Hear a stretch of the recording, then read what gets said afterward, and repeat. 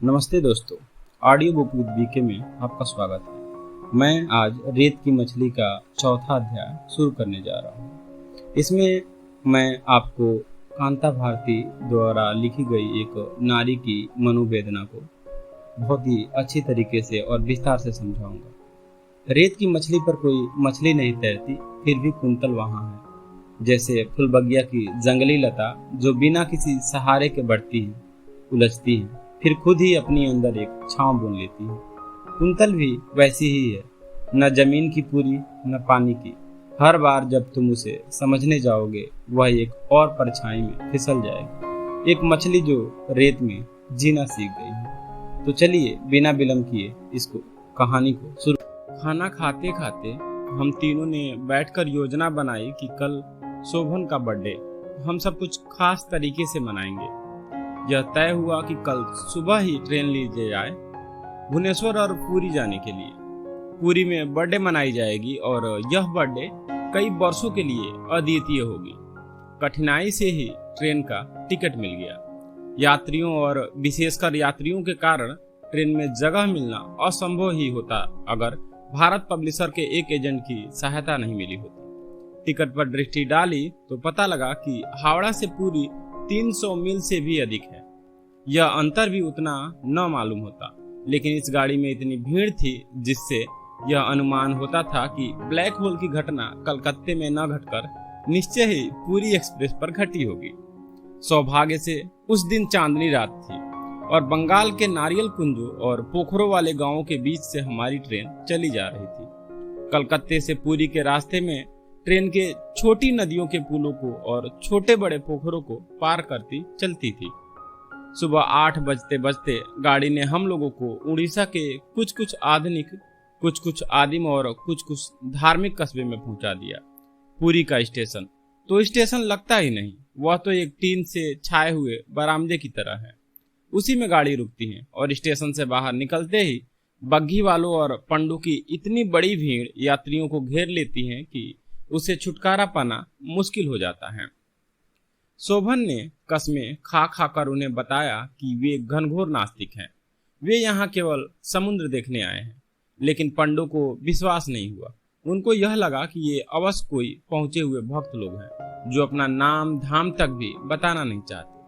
पुरी की उस नगरी में पहुंचने पर सबसे पहले वे छोटी छोटी दुकानें आकर्षित करती हैं, जिसमें सीपी, शंख, सिंह के बने सामान, उड़ीसा की बनी लाख की चूड़ियां, रंग बिरंगी मालाएं और बहुत सी अन्य आकर्षक वस्तुएं बिकती हैं। शोभन को बहुत शौक है टूटी फूटी मूर्तियों और दुकान की बेढंगी चीजों को इकट्ठा कर अपने ड्राइंग रूम और स्टडी रूम को अजायब घर बनाने का। लेकिन इस बार मैंने उनसे बाजी मार ली। सीपियों, शंख, घोंघे, बेत और नारियल के सामान और उड़ीसा की बनी कितनी ही नायाब चीजें मैं चुनती रही और 3 दिन में ही उन चीजों के कारण हमारा असबाब दुगुना हो गया। पुरी का सबसे अद्भुत आकर्षण वहां का समुद्र तट है। मीलों तक स्वच्छ श्वेत बालू का विस्तार। उसके किनारे झाऊ के बड़े बड़े पेड़ हैं जिनको अंग्रेजी में मेरी टाइम पाइन कहते हैं और जिनका अनुवाद हम लोगों ने वहां जल देवदारू किया था। आंखों को बहुत मोहक लगते हैं। उनसे जब समुद्री झकोरे गुजरते थे तो एक अद्भुत संगीत सुनाई पड़ता था।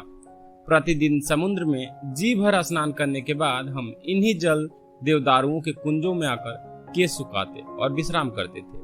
कितना अच्छा लगता था वह समुद्री स्नान।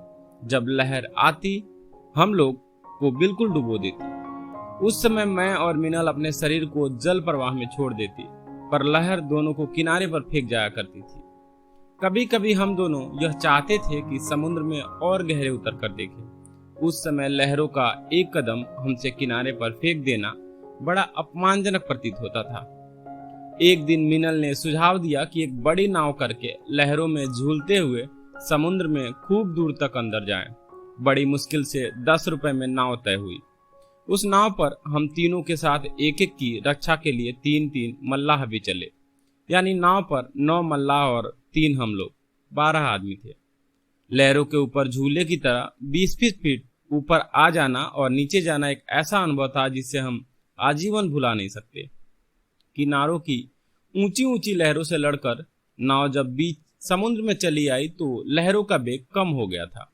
अथाह नीलिमा और जल का विस्तार देख हम लोगों ने न जाने किस ध्यान में खो गए। इतने में नाव के सबसे बूढ़े मल्लाह ने पूछा, बाबूजी, आपने देखा क्या समुद्र? ऐसा कहते समय उसकी धुंधली आंखों में चमक आ गई। ऐसा लगता था जैसे यह सारा समुद्र उसका निजी साम्राज्य है, जिसे वो अभिमान सहित हम परदेशियों को दिखा रहा था। उसके काले और मेहनती व्यक्तित्व को देखकर मुझे अकस्मात याद हो आया कि इन्हीं के पूर्वज कलिंग के वे योद्धा रहे होंगे, जिन्होंने महाराज अशोक की सेनाओं के छक्के छुड़ा दिए थे। और मध्यकाल में इन्हीं के पूर्वज बड़ी बड़ी नौकाएं लेकर इस विराट समुद्र की लहरों पर सवार होकर जावा, बाली, सुमात्रा और चीन तक जाते रहे होंगे। कौन जाने प्रसाद की आकाशदीप कहानी का दस्यु बुधगुप्त कोई कलिंग युवक ही रहा हो। पुरी में पूर्णिमा के दिन विशेष श्रृंगार था और हम लोग उस दिन जगन्नाथ मंदिर देखने गए। उस दिन वहां सिंदूर और अगस्त के फूलों से विशेष श्रृंगार किया गया था। मंदिर में चढ़ाया गया सिंदूर उठाकर पहले शोभन ने मुझे और फिर मीनल के माथे पर लगा दिया। मीनल के माथे पर इतना सिंदूर सूरज स्थापित करना मुझे चौंका गया और कुछ चक्कर सा महसूस होने लगा। फिर उसी बेकार की उगी लतर का ध्यान आ गया। मुझे चक्कर आने पर उस आरती की अपार भीड़ में से शोभन बाहर ले आए। वहीं मंदिर की सीढ़ियों पर बिठाकर वे बड़ी देर तक मेरा सिर और पीठ सहलाते रहे। फिर धीरे धीरे होटल के कमरे में चले गए। जल्द ही खाना मंगवाकर खा लिया और सो गए। दूसरे दिन बहुत सवेरे हम लोग एक छोटी सी मोटर बस पर कोराण के गए। कितना सुहावना था वह रास्ता। दोनों ओर नारियल, फरद, सेमल, केवड़ा और झाऊ के हरे भरे कुंज, बीच बीच में साफ सुथरे लिपे पुते उड़िया गांव, जिन पर चूने से जालीदार अल्पनाएं बनी थी। कोराण का मंदिर भारतवर्ष में अपने ढंग का अकेला मंदिर है। सूर्य का मंदिर, जिस पर इतनी महीन शिल्प कला हो, कहीं नहीं मिलता। कोराण का मंदिर एक विराटता का प्रभाव छोड़ जाता है। यहाँ तक पहुँचते पहुँचते दोपहर हो आई थी और मैं काफी थक गई थी। सोचा समुद्र में स्नान कर लिया जाए तो थकान मिट जाएगी। कोणार्क के मंदिर पर खड़े होने से ऐसा सुन पड़ा कि लहरें समुद्र पास ही कहीं लहरा रही हैं। शोभन वहीं एक पेड़ के नीचे चाय की दुकान पर आराम से बैठ गए। मुझे और मीनल को उत्साहित किया कि हम जाकर नहा आए। कुछ दूर हम लोग आगे बढ़ते चले गए, पर समुद्र का नामो निशान नहीं दिखा। मुड़कर देखा, शोभन अपनी हरकत पर हंस रहे थे। वास्तव में वो समुद्री हवा थी जो जल देवदारियों में लहरा रही थी। उसी को उन्होंने समुद्र लहर बताकर हम दोनों को मूर्ख बनाया था और अपनी सफलता पर बेहद खुश थे। सूरज डूबने से पहले हम लोग पुरी आ गए थे। एक अद्भुत अनुभव था। पूर्णिमा की रात को समुद्र का विक्षुब्ध ज्वार देखने का चारों तरफ सब धुंधला था। चटक चांदनी थी जिसमें रेत की चांदी ढेर लग रही थी, लेकिन रेत की चमक, पानी की चमक और चांदनी की चमक ने एक चकाचौंध सी उत्पन्न कर रखी थी, जिससे सारा दृश्य थोड़ा थोड़ा धुंधला और रहस्यमय लग रहा था। कभी कभी लहरों में लगता था कि लाखों चांदी की मछलियां कुलेल करती हुई चली आ रही हैं। वास्तव में वे मछलियां नहीं थी, केवल चांदनी की छाया थी। अपनी हिमालय यात्रा से मुझे समुद्र यात्रा ज्यादा अच्छी लगी। हिमालय में एक शांति और शीतलता मिलती है, लेकिन समुद्र का सौंदर्य कहीं ज्यादा सजीव और हमारे वर्तमान जीवन के सुख दुख, उत्थान पतन से बहुत ज्यादा मेल खाता है। बड़ी रात तक बिखरी चांदनी के अद्भुत सौंदर्यपूर्ण वातावरण में हम गुमसुम पास पास बैठे रहे थे। मेरी तबीयत रात में बैठे बैठे खराब ना हो जाए, इस भय से न चाहते हुए भी हम तीनों उठकर होटल वापस आ गए। लौटकर जबरदस्ती आ गए तो पर कमरे में जरा भी अच्छा नहीं लग रहा था। ये बार बार बेचैनी से बाहर फैले समुद्र पर चांदनी को फैले देखते तो जी मचल उठता कि भागकर वहीं चले जाएं। इन्हें देखने से लग रहा था कि बड़े बेचैन हैं। सारे दिन आवश्यकता से अधिक ही घूम लिया था। जैसा जी था उसे देखते हुए उतना घूमना हानिकारक ही था। घूमने से थकावट इतनी अधिक हो गई थी कि एक क्षण भी खड़े रहना संभव नहीं लगा। थक गए हो? शोभन ने अपने मन से कहा और खिड़की से बाहर जाने क्या देखते रह गए। थकावट के कारण जैसे बेहोशी भरी नींद मेरी आंखों पर छा गई। नींद के ऐसे कितने क्षण बीते होंगे मैं नहीं कह सकती। तंद्रा में मैंने सुना कोई बातें कर रहे थे। नींद में ही चेतना पर थोड़ा जोर दिया तो पता लगा कि स्वर शोभन और मीनल के थे। शब्द ठीक ठीक सुने नहीं जा पाए। नींद ने चेतना को फिर दबोच लिया। ठीक उसी तरह फिर नींद हल्की सी टूटी। इस बार आंखें भी मैंने थोड़ी सी खोली।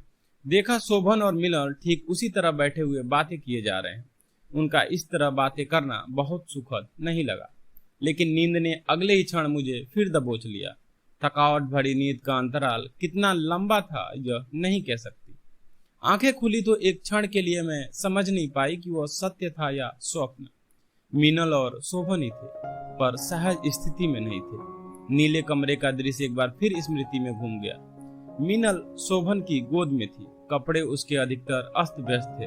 शोभन उत्तेजना से तप्त लगाकर उसे चूम रहे थे और उनके हाथ उसके अनावृत वक्ष से खेल रहे थे।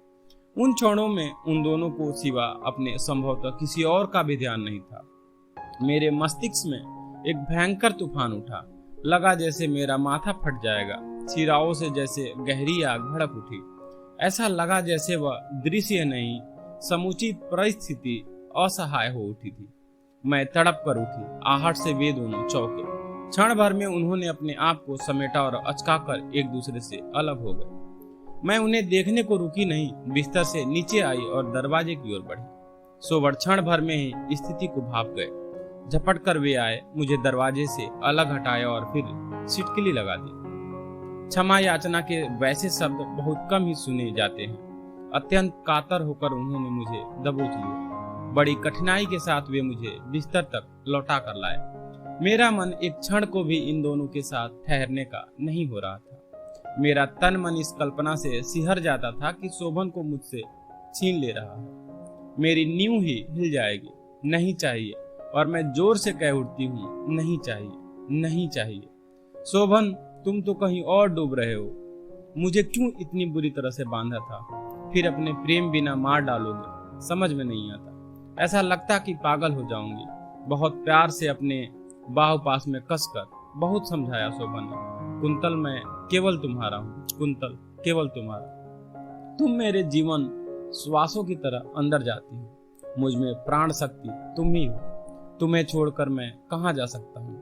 तुम तो जानती हो मीनल अपने जीजा जी के प्रेम में इतनी बुरी तरह उलझ गई हैं कि उसे समझाना है। उस उलझन से वह बाहर आए, नया जीवन आरंभ करे। फिर उसके लिए लड़का भी ढूंढ रहे हैं। तुम कैसी पागलों सी बातें सोच सोच कर अपना और मेरा मन दुखी रही हो। सो जाओ कुंतल, सो जाओ। देखो, मुझे भी नींद आ रही है। किसी तरह सवेरा हुआ। मन और तन रात की घटना से बहुत भारी थे। न चाहते हुए भी सामान समेट कर बांधा। आज पूरी नगरी से विदा लेनी थी। सामान लदवा कर स्टेशन आ गए और टिकट खरीद कर डब्बे में बैठ गए। जोगिया रंग की साड़ी और गले में मूंगे की तरह मोतियों की माला पहनी हुई थी। सब घूर घूर कर हम दोनों को देख रहे थे। एक साधु बाबा मिल गए। बड़ी पहुंची हुई जोगल समझकर उन्होंने बहुत आशीर्वाद दिया कि जीवन में सफल होने के लिए। गाड़ी पर बैठे सीधे बोलपुर स्टेशन पर सवेरे पहुंचकर ही उतरे। टैक्सी की और शांति निकेतन पहुंच गए। वहां हिंदी विभाग के अध्यक्ष ने बड़ी आवभगत की कि हम दोनों की और ठहरने को बड़ा सा कमरा दिया। सामान आदि खोलकर हम लोग व्यवस्थित होने का प्रयत्न कर रहे थे, लेकिन मन उखड़ चुका था। मेरे और शोभन के बीच मीनल खटक रही थी। मेरे और इनके बीच मीनल का दीवार बन खड़े होना अच्छा नहीं लग रहा था। नहा धोकर नाश्ता कर लेने के बाद शोभन हम दोनों को शांति निकेतन दिखलाने निकल पड़े। पहले टैगोर की लाइब्रेरी, बिस्तर तथा अन्य अध्ययन कक्ष आदि दिखलाए। इसके बाद वे सब जगह दिखलाने ले गए जहां बैठकर कवि गुरु कविताएं रचते थे। श्यामली, कुटी, फिर लता को दिखाया। अंत में स्कूल की ओर जहां शिक्षा दी जाती वहां पेड़ों के नीचे कक्षाएं लगती। संपूर्ण वातावरण में उस महान आत्मा की छाया दिखती। बहुत कुछ लकीर पीटने जैसा लगता। चारों ओर फरद ही फरद के पेड़ फूलों से लदे थे। सोने के रंग के फरद के फूलों के पेड़ मैंने जीवन में पहली बार देखे। सूर्यास्त के समय लगता जैसे चारों ओर आग लग गई थी। प्रकृति द्वारा शिक्षा देने का ढंग और सारा वातावरण बहुत शांतिपूर्ण था। बहुत अच्छा लगा। मौसम भी न बहुत गर्मी न सर्दी का था, बहुत ही सुहावना लग रहा था। लौटकर खाना खाकर सो गए। रात के सफर की थकान भी थी। आज सवेरे से ही जी अच्छा नहीं है, मतली सी आ रही है, चक्कर, कुछ खाने का मन नहीं करता। जबरदस्ती का खा लेने पर उलट जाता है। शोभन और मीनल मेरी ऐसी हालत देखकर थोड़ा चिंतित हो गए हैं। मीनल शोभन को समझा देती हैं कि उसने अपने भाभीियों को भी ऐसी हालत में देखा है। कुंतल ठीक हो जाएगी, उसे सो जाने दें, उठेगी तो ठीक हो जाएगी। मैं अनमनी हो आंखें बंद कर लेती हूँ और वे दोनों बातें करते हैं। बीच बीच में उसी मनहूस बढ़ती हुई लतर की याद आती। कभी मुझे लिखे शोभन के पत्रों के अंश की रक्त कमल के बिना मेरा क्या होगा। मैं पूर्णतः टूट जाऊंगी। फिर गहरी नींद आ जाती है। नींद टूटने पर भी उन्हें और मिनल को जुड़े जुड़े बातें करते पाती हूँ। मन ही मन खींच जाती हूँ। समझ में नहीं आता कितनी बातें हैं जो इतनी देर से कर रहे हैं, खत्म ही नहीं होती। लगता है बातों का यह सिलसिला बढ़ता ही जा रहा है, कम नहीं होगा। इन बातों ही बातों के जाल में फंसकर मेरा दम घुट न जाए। नहीं, मेरे होने वाले बच्चे का क्या होगा, उसे कौन देखेगा। न जाने कैसे कैसे अपशगुनों से मेरा मन घबरा उठता है और मैं भी उठ जाती हूँ। कहती कुछ नहीं, अंदर ही अंदर तूफान हिलोरे लेता रहता है। नहा धो कपड़े बदलकर अपने को स्वस्थ दिखाने का ढोंग करती हूँ। 3 दिन बीत गए। बीच बीच में न जाने कितने अपशकुनों से मन भर जाता और मुंह में खरा स्वाद छोड़ जाता रहा। शोभन और मिनल की छुट्टियां परसों से खत्म हो जाएंगी, इसलिए कल शांति निकेतन से चल देना चाहिए। यह निश्चय हो गया था और मैं तो जल्द से जल्द शोभन को लेकर मिनल से दूर जाना चाहती थी। कल चल देना था तो सोचा आज खूब घूमा जाएगा और बहुत देर तक बैठकर रात को गप लगाएंगे, क्योंकि कल मीनल विदा लेकर कलकत्ते चली जाएगी और शोभन और मैं इलाहाबाद। सवेरे उठकर हम लोग फिर शांति निकेतन घूमने गए, विशेषकर रंग नृत्य गान विभाग में गए। रविंद्र संगीत और छोटी छोटी सजी लड़कियों का नृत्य हम लोग पूरे 3 घंटे देख कर लौटे। मन एकदम रिदम में रविंद्र संगीत और नृत्य देखकर प्रसन्न हो गया। फिर वहां से हम मूर्ति कला और पेंटिंग विभाग की ओर निकल गए। इस विभाग के अध्यक्ष विश्वविख्यात और वृद्ध थे। बहुत स्नेह और अभिमान में भरकर एक एक मूर्ति दिखाते रहे। शोभन को एकदम उस विभाग में खो से गए। शाम को फिर घूमने आएंगे सोचकर चले आए। दोपहर का खाना खाकर आराम किया और शाम को फिर घूमने निकल पड़े। लता कुंज, कविता कुंजों से निकले हुए पलासन की ओर चल दिए और शांति निकेतन के पीछे की ओर नदी के पास आ गए और इसी नदी के कगार पर गुमसुम बैठे सूर्यास्त देखने में डूबे रहे। जब एकदम अंधेरा हो गया, चांद और सितारे चमकने लगे तो भारी मन हम तीनों लौट रहे थे। शायद कल की गाड़ी से हम लोग अलग हो जाएंगे, तीनों एक साथ नहीं रह पाएंगे। और ये मीनल और दोनों औसाद में चुप थे। फिर ये दोनों गुमसुम तो मैं भी एकदम खामोश।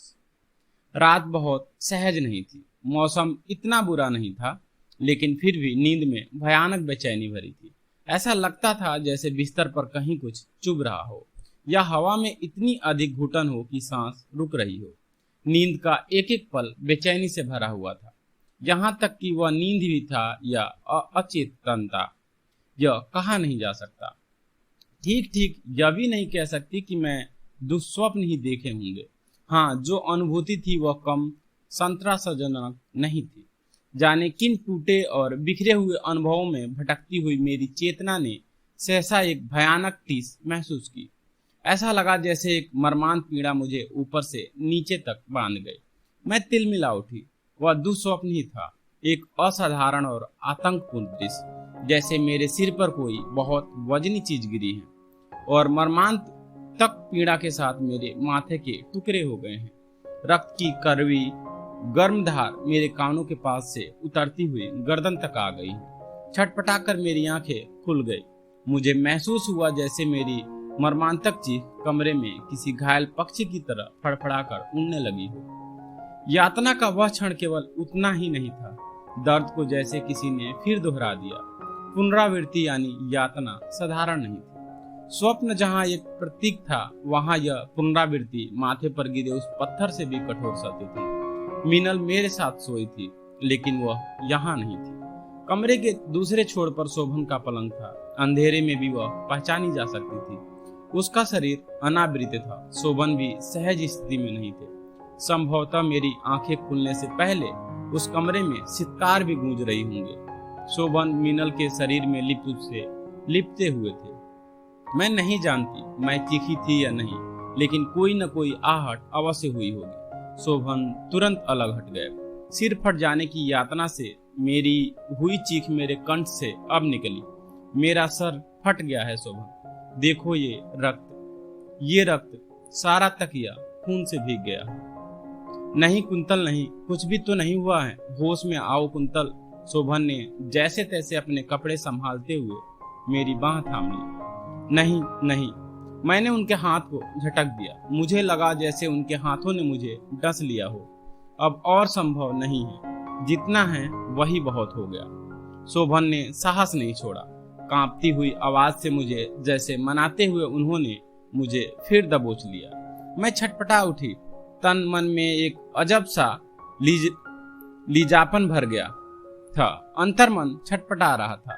घाव बहुत गहरा था। क्षोभ और हताश से मेरा तन मन कांप रहा था। सचमुच यह मेरा सिर टूट गया। जहां सिंदूर की रेखा होती है, ठीक वहीं से उसके दो टुकड़े हो गए थे। आह शोभन, यह कैसे हुआ? वह मीनल थी ना, तुम्हारी बहन। रिश्ते का यह कैसा अपवाद। मरियम कहा था ना तुमने मीनल को, और आज यह नीला प्रसंग। शोभन, नहीं नहीं, जीसस क्राइस्ट में तुमने कभी अपना प्रतिबिंब देखा था शोभन, याद है तुम्हें? अब फिर याद करो, क्या वह तुम्हारा अपना प्रतिबिंब था? और क्या वह प्रतिबिंब इतना ही घिनौना था? दुर्गंध आती है आज। उसी दुर्गंध से तो माथा फट गया है। बोलो शोभन, क्या 25 दिसंबर की क्रिसमस के दिन जन्म लेकर ही कोई जीसस का प्रतिबिंब बन सकता है? याद करो शोभन। नीले कमरे की एक सुगंध भरी सुबह तुमने कहा था, help me Lord God in my good purpose and the thy service and grant miss this day to begin perfectly, for not is the that I have done unto this time. और तुमने कोई सोई हुई मीनल के सामने सिर झुका दिया था। माँ मरियम, तुमने अस्फुट स्वरों में कहा था। कौन थी वो मरियम?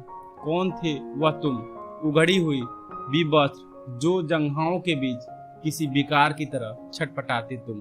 क्या यही था तुम्हारा प्रतिबिंब?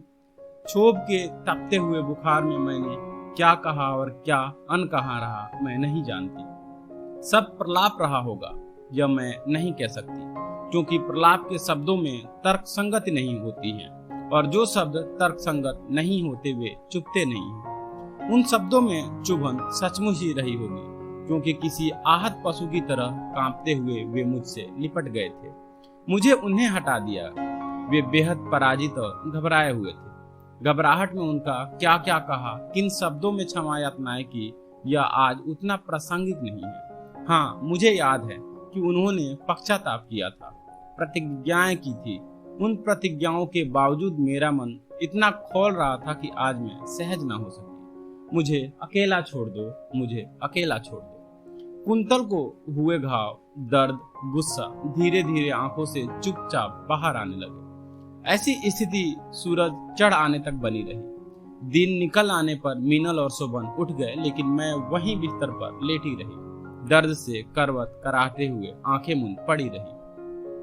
ऐसा लगता था कि रात के कान ने मेरे संपूर्ण शरीर की ताकत खींच ली हो और मुझे शक्ति हिंसा छोड़ दिया हो। इन क्षणों में मुझे बहुत अकेला महसूस हो रहा था। नाश्ता लग गया था और धूप भी बहुत अधिक चढ़ी आई थी, लेकिन सारे बदन में ऐसा बुखार जैसा भरा हुआ था कि उठने का साहस नहीं हो रहा था। शोभन संभवतः बहुत देर के असमंजस के बाद से मेरे निकट आए। मैंने अनुभव किया कि काफी देर तक वे चुपचाप वहीं खड़े रहे। फिर बहुत संकोच के साथ धीमे स्वर में बोले, कुंतल। मैंने अनसुना सा कर दिया। उन्होंने फिर कहा, कुंतल, दिन बहुत चढ़ाया है, उठ जाओ ना, नाश्ता कर लो ना, और आज जाने भी तो है। किसे जाना है? शांति निकेतन तो अशांति गृह बन गया। अशांति गृह भी क्या बल्कि स्वप्न भंग की भूमि। जाना तो यहाँ से होगा ही, लेकिन जिस रूप में आए थे क्या उसी रूप में लौटकर जा। उस दिन सिवा कुछ औपचारिक बातों के कोई भी दूसरी बात बोली न जा पाई। बहुत ही यांत्रिक ढंग से सामान बांधा गया और स्टेशन आ गए। गुमसुम चुपचाप साथ साथ हम तीनों थे। बस एक कोई हमारे बीच नहीं था। वह कोई एक वहीं अशांति गृह में छूट गया था, और वह था मेरे और शोभन के बीच का रिश्ता, मेरे और शोभन के बीच का वो प्यार, मेरे और शोभन के बीच का वो अनसुना सच। कोई और समय होता तो लौटने पर अपनी फुलबगिया की ओर जो हालात थी उसे देखकर मैं रो पड़ती। कितने ही अच्छे अच्छे पौधे मुरझा गए थे, पत्तियों पर धूल जमी हुई थी और न जाने किसी तरह की फालतू झाड़ियां बेतरतीबी से उगाई थी।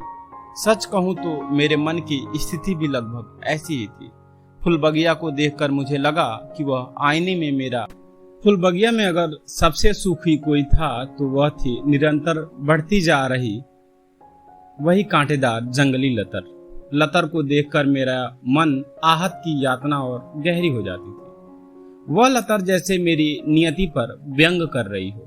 वह इतनी अधिक फैल गई थी कि कई पौधों को उसने ढक लिया था। सारी वाटिका धूल भरी, उदास, उजड़ी उजड़ी और अस्त व्यस्त सी लग रही थी।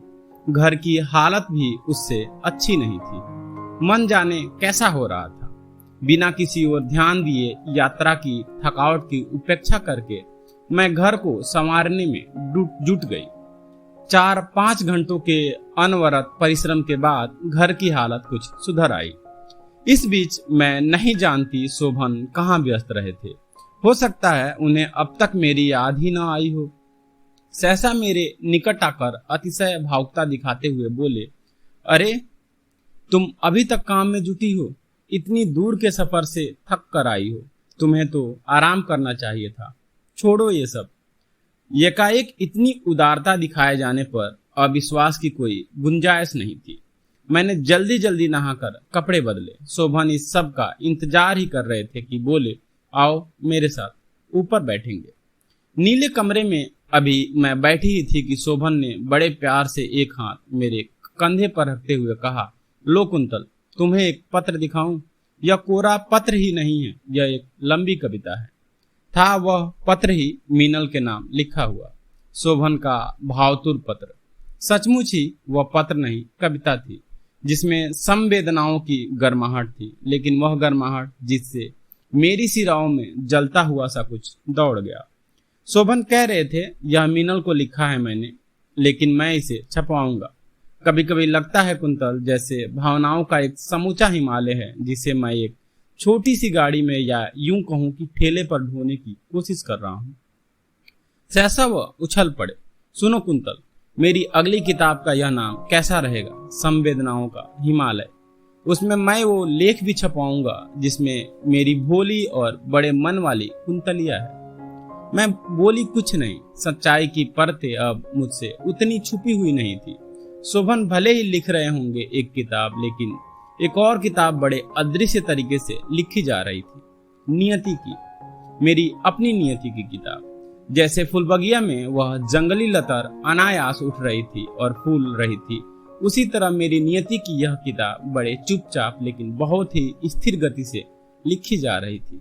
हो सकता है मेरे मन की बात शोभन ने पहचान ली हो, लेकिन फिर भी उस समय उन्होंने जाहिर कुछ नहीं होने दिया। बड़े प्रेम से मुझसे बोले, 2-4 शब्द तुम भी लिख दो कुंतल, मीनल को बड़ा अच्छा लगेगा, बल्कि वह बहुत प्रसन्न होगी। उन्होंने कई बार आग्रह किया कि मैं पत्र लिखूं। हार कर मैंने कहा, लिख दूंगी नहीं, अभी लिख दो ना कुंतल। मैं या बिल्कुल हम दोनों शाम को घूमने चलेंगे तो यह पत्र स्टेशन पर डाल देंगे, शोभन ने समझाया। शोभन की यह बात बहुत अच्छी नहीं लगी। फिर भी मैंने सोचा कि अब वह पत्र लिखे बिना उपाय नहीं है। पत्र तक शब्द कैसे उतरे मैं नहीं जानती। जैसे तैसे करके वह पूरा हुआ। मुझे ऐसा लग रहा था जैसे शोभन मुझसे ही फुलबगिया की वह जंगली लतर सींचने को कह रहे हो और मेरे हाथ यांत्रिकी गति से उसे संवार रहे हो, सींच रहे हो और पाल रहे हो। कहीं कोई अपने दर्द को पालता है अगर हाँ तो उसका उदाहरण मैं हूँ, मैं कुंतल। स्वास्थ्य अच्छा नहीं था। पेट में शोभन की संतान और आत्मा में शोभन का प्रत्याख्यान किए हुए मैं अपने स्वास्थ्य से जूझ रही थी। स्वास्थ्य गिरता जा रहा था। मतली आती तो लगता जैसे सारा शरीर किसी ने निचोड़ लिया है। दर्द का हिमालय ढोने का वह क्रम अटूट हो गया था।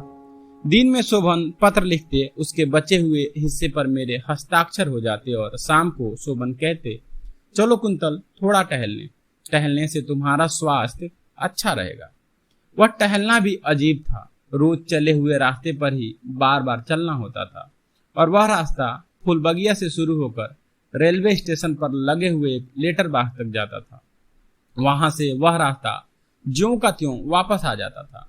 पत्र लिखना और उसे स्टेशन के लेटर बॉक्स में डालना और पत्र के उत्तर का इंतजार और फिर पत्र और फिर पत्र और फिर पत्र। फूलबगिया की जंगली लतर का दूसरा नाम हो सकता है पत्रों का एक सिलसिला या एक और नाम ढोया जाने वाला दर्द का हिमालय। ओह, मेरे सिर से टकरा क्यों नहीं जाता वह हिमालय। मेरे चारों ओर फाड़े गए खाली लिफाफे, लिख लिख कर भर गए पन्ने और काट काट कर लिखे गए अक्षर इस तरह मंडराते जैसे किसी मरते हुए बेबस पशु पर जंगली पक्षी मंडरा रहे हों। हर आने जाने वाले पत्र पर लगातार लगती हुई डाक खाने की मुहर जैसे लगातार मेरे माथे के अंदर बजती हैं, ठक ठक ठक। डॉक्टर ने जांच की और बताया कि मुझे एनीमिया है और बहुत ज्यादा कमजोरी है। रक्तचाप बहुत कम है। वहां से लौटी और फुलबगिया से होकर गुजर रही थी तो मेरी दृष्टि उस जंगली लतर पर पड़ी। जाने कैसे मुझे लगा वह कोई प्राणी है जिसका रक्तचाप बिल्कुल ठीक है और स्वास्थ्य बहुत अच्छा है और वह बड़े व्यंग से मुझे देखकर मुस्कुरा रही है। मुझे अपने पैरों में कंपन महसूस हुआ, माथे पर पसीना झलक आया और इतनी अधिक कमजोरी महसूस हुई कि लगा दरवाजे के अंदर जाते जाते मैं गिर जाऊंगी। किसी तरह मैंने शोभन से कहा। वे सहारा देकर अंदर ले गए। मुझे पलंग तक ले जाकर बोले, अच्छा कुंतल, मुझे तो यूनिवर्सिटी जाने को देर हो रही है। मैं लौटते में दवा लेता आऊंगा और हाँ देखो, शायद मीनल का कोई पत्र या तार आ जाए। वह आए तो सावधानी से रख लेना। यह कहकर वह व्यस्त से ऊपर चले गए। शोभन चले गए। वे वैसे भी वहां थे। यह अनुभव करने में मुझे कठिनाई हो रही थी। मन स्वस्थ नहीं था, इसलिए ज्यादा कुछ सोचने की इच्छा नहीं हुई। उनकी वे पंक्तियां एक बार चेतना पर तैर गई। रक्त कमल के बिना क्या होगा? उसे मुरझाने से बचाने के लिए मैंने अपना सर्वस्व लगा दूंगा। किसका सर्वस्व? शोभन का या कुंतल का? शाम को फिर वही आग्रह। उन्होंने बड़ी लगन से 2 पृष्ठों का पत्र मीनल के लिए लिख डाला था। सारे दिन की घुटन क्षण भर में मेरे ऊपर घिर आई। सुबह मेरा स्वास्थ्य इतना खराब था, लेकिन कितने सहज ढंग से शोभन ने कह दिया था कि उन्हें यूनिवर्सिटी जाना है। यही नहीं, ऐसे समय में भी उन्हें यह नहीं भूला कि मीनल का पत्र आ सकता है, जिसे सहेज कर रखना होगा। मुझे ऐसा अनुभव हुआ जैसे मैं फूलबगिया की एक ऐसी पौधा हूँ जिसे शोभन ने एक किनारे कर दिया है और फूलबगिया में कांटेदार जंगली लतर फैला दी है। यहाँ तक कि यूनिवर्सिटी से लौटने के बाद भी उन्होंने स्वास्थ्य के बारे में कुछ पूछने के बजाय मीनल के पत्र के बारे में जिज्ञासा की थी। एक बात मन को और कचुटने लगी कि मेरे स्वास्थ्य के बारे में औपचारिकता पूछताछ करने के बाद जब उन्हें पता चला कि मैं सारे दिन बेहोश जैसी पड़ी रही तो फौरन बोले, भाई यही तो तुम गलती करती हो, इस तरह तो और भी तबीयत खराब हो जाएगी। जरा सा उठो, घूमो फिरो, ताकि मन तो बहल जाए। उनकी इस बात में जो कुछ छिपा हुआ था उसे मैं पहचान गई। दरअसल वे स्टेशन तक जाना चाहते थे, ताजा पत्र मीनल को डालने के लिए, लेकिन अकेले जाने का साहस नहीं हो रहा था। घुटन इतनी ज्यादा हो रही थी कि ऐसा लग रहा था जैसे सिर फट जाएगा। किसी तरह अपने आप पर जोर डालकर मैं उठी। ऐसा लग रहा था कि पांव स्थिर नहीं होंगे, लेकिन फिर भी मैंने अपने आप को साध लिया। एक यातना अगर दूर तक नहीं हो सकती तो दूसरी यातना से बचने का उपाय करना भी बेकार है। मैंने सोचा, घर से अभी थोड़ी दूर ही आए थे कि शोभन ने कहा, पहले स्टेशन चलते हैं, वहां पत्र डालने फिर घूमेंगे। इस बात से असहमति जाहिर करने की इच्छा मेरे मन में पैदा होती भी तो मैं उसे दबा देती। हाँ, स्टेशन पर खत डालने के बाद मैंने कहा कि अब सीधे घर ही लौट जाना चाहिए। शोभन ने किंचित आश्चर्य से मेरी ओर देखा और अनमने से होकर बोले, क्यों? मैंने उस क्यों का उत्तर नहीं दिया, केवल घर की ओर लौट चली।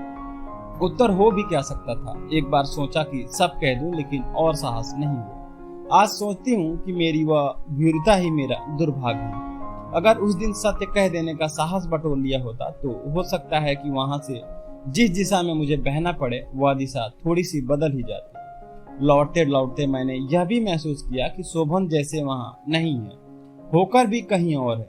वहां होने की अब उन्हें चिंता भी नहीं रह गई थी। मन बहुत दुखी हो आया। शाम का अंधेरा घिराया था, लेकिन मन के अंदर उससे भी ज्यादा अंधेरा था। घर पहुंची, किसी तरह हाथ बढ़ाकर फुलबगिया का छोटा सा फाटक खोला। मैंने किसी तरह जल्दी से जल्दी कमरे में पहुंच जाना चाहती थी। मकान के दरवाजे तक पहुंचते पहुंचते बुरी तरह पैर लड़खड़ा गए। दरवाजे की चौखट थामकर अपने आप को किसी तरह साधा। आंखों के आगे अंधेरा छा रहा था कि कातर होकर मैंने शोभन की ओर देखा, सहारे के लिए, आश्वासन के लिए। शोभन सचमुच वहां नहीं थे। दरवाजे से थोड़ा दूर दीवार पर लटके हुए जापानी सिल्क के छोटे से लेटर बॉक्स पास खड़े हुए जल्दी जल्दी कोई लिफाफा फाड़ रहे थे। आंखों के आगे उतरा हुआ अंधेरा और अधिक न हो जाए, इसलिए मैंने उधर से आंखें हटा ली और मन को पक्का करके अंदर आ गए। बहुत देर बाद शोभन ने जूतों की आवाज सुनाई दी। हो सकता है बहुत देर भी न हुई हो और मन की यातना के कारण ही उनका उतना समय कई गुना ज्यादा भारी हो गया हो। आते आते शोभन ने आवाज दी, कुंतल, कहाँ हो कुंतल? अरे तुम यहाँ हो, देखो न, यही हुआ। मैं तुमसे कह रहा था कि तुम भी मीनल को 4 पंक्तियां लिख दिया करो। पिछले खत में तुमने नहीं लिखा था। मीनल ने बहुत शिकायत की है। लो पढ़ लो ये खत, बस। और अब और नहीं सहा जा सकता। मेरे सारे शरीर में जैसे उत्तेजना की सुइया सी चुभने लगी। आवेश में मैं कांप उठी। मैं करा कर कहा, अब नहीं होगा शोभन, अब नहीं होगा, अब और ज्यादा नहीं हो सकता। मैं लिख नहीं सकती खत, आगे भी नहीं लिखूंगी। अब ठीक ठीक याद नहीं कि आवेश के ज्वार में मैंने और क्या कहा था। शोभन ने क्या उत्तर दिया था यह भी मुझे याद नहीं। हाँ, मुझे इतना याद है कि मेरे देखते देखते वे उठे थे और छोटी सी मेज पर रखे हुए पीतल के गुलदस्ते को उठाकर पूरे बल से अपने सिर पर पटक लिया था। मैं एकदम सन्न रह गई। देखते देखते शोभन की कनपटी से होकर सुर्ख रक्त की एक धार कुर्ते पर आ गिरी। रक्त देखकर अनायास मेरे कंठ से एक चीख निकल पड़ी। एक झटके से मैं उठी, लेकिन आंखों के आगे एकदम अंधेरा छा गया और चेतना टूट गई। थोड़ी देर बाद जब मुझे होश आया तो मैंने देखा कि शोभन की माँ मेरा सिर अपने गोद में लिए बैठी थी और शोभन कह रहे थे कि वे ऊपर से कुछ उतार रहे थे कि अचानक उनके ऊपर फूलदान गिर गया और चोट आ गई। इससे आगे अधिक कोई बात नहीं हुई। माँ के कहने पर वे पड़ोस के डॉक्टर से पट्टी बंधवा आए। बोले कुछ नहीं। मेरे मन की जलन शांत हो गई थी, लेकिन कुछ भी बोलने की इच्छा नहीं हो रही थी। रात को मुझे बहुत तेज बुखार चढ़ाया। मन की जलन तन पर उतर आई। शोभन उतने अधिक अस्पृक्त नहीं रह सके। चिंता व्यक्त करते हुए बोले, मैं डॉक्टर को बुला लाता हूँ, लेकिन मैंने उन्हें मना कर दिया। यातना के बाद और यातना बुलाने और सहने की इच्छा हो रही थी। लग रहा था तन तपे और खूब तपे, इतना तप जाए कि चारों ओर आग लग जाए, फिर आग में एक एक रोआं जलकर राख हो जाए। सुबह डॉक्टर आया। बुखार देखकर उसने गहरी चिंता जाहिर की। उसने कहा कि इनकी ऐसी हालत में तेज बुखार घातक ही होगा। न चाहते हुए भी दवा ने बुखार को और अधिक बढ़ने से रोक दिया। लेकिन उस बुखार के रुक जाने से होता भी क्या।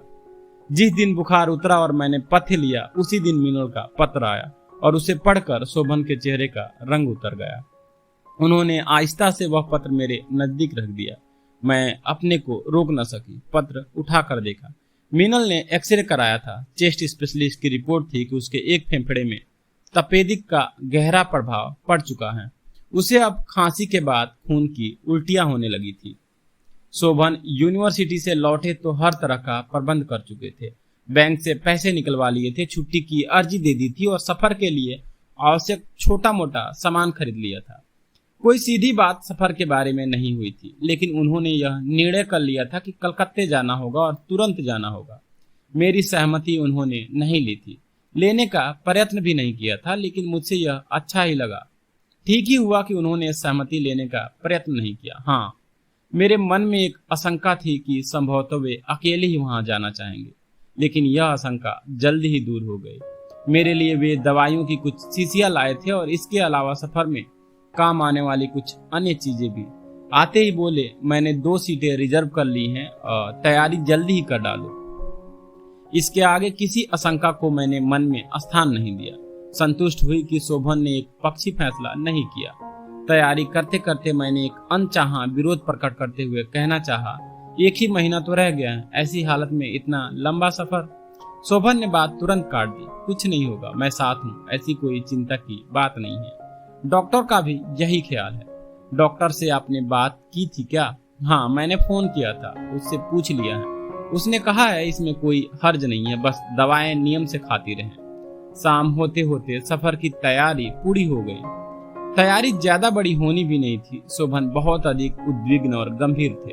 मीनल से मिलने की खुशी नहीं थी, बल्कि इस बात की आशंका उन्हें घेरे हुए थी कि मीनल होगी कैसे, सकुशल तो होगी। उसके पत्र में लिखा था कि उसे रक्त की उल्टियां होती हैं और बुखार उतरता नहीं है, शरीर जर्जर हो गया है। उसका चेहरा देखकर लगता था जैसे उनका वह वाक्य उनकी आंखों से टपक आएगा, रक्त कमल को बचाने के लिए अपना सर्वस्व लगा दूंगा और तब भी न बच सका तो टूट जाऊंगा। उस समय मेरे मन में कातरता भरा एक दर्द मातरी उभरा था, उससे अधिक कुछ नहीं। यद्यपि यह भी सही था कि उस वाक्य के पीछे इतना अधिक कुछ था कि दर्द नहीं बल्कि हृदय से चित्कार फूटना चाहिए था। गाड़ी जब हावड़ा स्टेशन तक पहुंची, हम लोगों ने बातें बहुत ही कम की। सच तो यह है कि बातों के लिए विषय ही नहीं था। जो एक विषय संभव था वह अत्यंत दुखद था। मीनल के बारे में बात करते हुए मन सहमत था। स्टेशन आने से पहले ही शोभन ने सामान जल्दी जल्दी समेट लिया। हमें मालूम था कि मीनल आज स्टेशन पर स्वागत के लिए नहीं आ सकी होगी। फिर भी अनायास हमने प्लेटफॉर्म पर निगाहें दौड़ाई। शोभन सहसा बहुत उदास होकर नीचे उतर आए। आशंका के स्थान पर उनके चेहरे पर दुश्चिंताएं छाया की तरह एक एक पर उभरती जा रही थी। सफर के कारण चेहरा और भी जाने कैसा हो गया था। किस तरह कूली किया, कैसे टैक्सी स्टैंड तक पहुंचे और फिर कैसे मीनल के घर तक आए, यह न मुझे तो याद है और न ही मुझे पता लगा। टैक्सी रुकते ही बदवास से शोभन टैक्सी से उतरे और झटपटे हुए अंदर चले गए। टैक्सी ड्राइवर ने सामान उठाकर नीचे रखा। मैंने उसे पैसे दिए और टैक्सी चली गई। सामान यहीं छोड़ूं या नहीं यह सोचती हुई थोड़ी देर में वहीं रुकी रही। बाहर सामान छोड़ना नहीं चाहती थी और अकेली खड़ी रहना अच्छा नहीं लग रहा था। मन खींच आया। किसी तरह छोटी अटैची हाथ में उठाई और अंदर आई। मीनल कमरे के एक कोने में पलंग पर लेटी थी। पलंग के पास कुर्सी पर उसकी कोई छात्रा बैठी थी और शोभन पलंग के एक किनारे बैठे हुए उसका माथा सहला रहे थे। मुझे देखा तो लज्जित हुआ है और उठते हुए बोले, अरे तुम बैठो कुंतल, मैं सामान बाहर से लाता हूँ। कहकर वे तेजी से बाहर चले गए। पलंग पर लेटी हुई बेहद दुबली मीनल का चेहरा एकदम पीला पड़ गया था। मुझे देखकर उसने उठना चाहा, लेकिन मैंने रोक दिया। उसका हाथ छूते ही मैं सहम गई। उसे बहुत तेज बुखार था। उसका माथा जल रहा था और होठ नीले हो आए थे। मैं इतना ही पूछा कि सखी कैसी हो मीनल। मीनल ने कुछ कहना चाहा लेकिन बोल नहीं पाई। अचानक खांसी बहुत जोर से उभर आई। खांसते खांसते वो आधी उठ गई। मुझे कुछ सूझ नहीं पाया। मैंने जल्दी जल्दी उसकी पीठ सहलाने लगी। तभी खांसी के साथ उसे उल्टी आ गई। रोकते रोकते भी मेरी अंजुरी रक्त से भर गई। मेरा मन कांप उठा। मैं कातर होकर मीनल की छात्रा की ओर देखा। भयभीत छात्रा को स्थिति समझते देर न लगी। तेजी से उठकर बाहर जाते हुए उसने कहा, आप ठहरिए, मैं पानी लाती हूँ। तभी सामान दोनों हाथों में उठाए हुए शोभन अंदर आए। इतना रक्त देखते ही उनका चेहरा सफेद पड़ गया। मैंने कहा, किसी डॉक्टर को बुला लीजिए, जल्दी कीजिए। शोभन ने कुछ कहना चाहा लेकिन उसकी आवाज भर्रा गई। वे तुरंत बाहर चले गए। कोई 15 मिनट बाद वे डॉक्टर को लेकर आए। मीनल को देखकर डॉक्टर स्वयं अवाक रह गया। परीक्षा करने के बाद उसने मीनल को 2 इंजेक्शन लगाए और कहा कि इन्हें लगातार बर्फ चूसने दीजिए। जाते जाते उसने हम दोनों को बाहर बुलाया। चिंता और सहानुभूति भरे शब्दों में उसने कहा, मरीज की हालत अच्छी नहीं है, मुझे क्षमा कीजिएगा, यह आपकी वाइफ है? शोभन ने कहा, नहीं, वे मेरी मित्र हैं, मेरी पत्नी ये हैं कुंतल। शोभन ने मेरी ओर संकेत किया। ओह, तो हम आपको सलाह देंगे। आपकी वाइफ की कंडीशन बहुत डिलिकेट है, आप इनको मरीज से अलग रखिए। मैंने सुनकर मुंह नीचा कर लिया। शोभन ने फीस देकर दवाओं का पर्चा हाथ में ले लिया।